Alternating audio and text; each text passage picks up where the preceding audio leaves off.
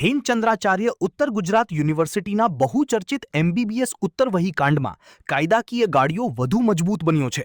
Supreme court દ્વારા આપવામાં આવેલા કડક આદેશ બાદ આ કેસના મુખ્ય આરોપી કનુ ચૌધરીએ આખરે પાટણ પોલીસ સમક્ષ સરેન્ડર કર્યું છે. એમબીબીએસ ઉત્તરવહી કાંડમાં લાંબા સમયથી ચાલી રહેલી કાયદાકીય પ્રક્રિયા બાદ સુપ્રીમ કોર્ટે આરોપીને કોઈ પણ રાહત આપવાનો ઇનકાર કરી 30 એપ્રિલ સુધીમાં સરેન્ડર કરવાનો આખરી આદેશ આપ્યો હતો. સુપ્રીમ કોર્ટની ડેડલાઇન પૂર્ણ થવાના અંતિમ દિવસે આરોપી કનુ ચૌધરીએ કાયદાના આદેશનું પાલન કરતા સરેન્ડર કરવાની ફરજ પડી હતી. આરોપીએ પાટણ બી ડિવિઝન પોલીસ મથકે સરેન્ડર કર્યું હતું. પોલીસ દ્વારા આરોપીની અટકાયત કરી તેને સેશન્સ કોર્ટમાં રજૂ કરવામાં આવ્યો હતો. સેશન્સ કોર્ટે આરોપી કનુ ચૌધરીના 7 દિવસના રિમાન્ડ મંજૂર કર્યા છે. એચએનજીયુ ઉત્તરવહી કાંડમાં આ એક મોટી સફળતા માનવામાં આવી રહી છે. હવે આગામી 7 દિવસ દરમિયાન પોલીસ રિમાન્ડ દરમિયાન પૂછપરછમાં અનેક મોટા ખુલાસા થવાની શક્યતા છે. યુનિવર્સિટીના આ ચકચારી કૌભાંડમાં કયા અધિકારીઓ કે અન્ય મધ્યસ્થીઓની સંડોવણી છે તે દિશામાં હવે તપાસનો ધમધમાટ તેજ કરવામાં આવ્યો છે.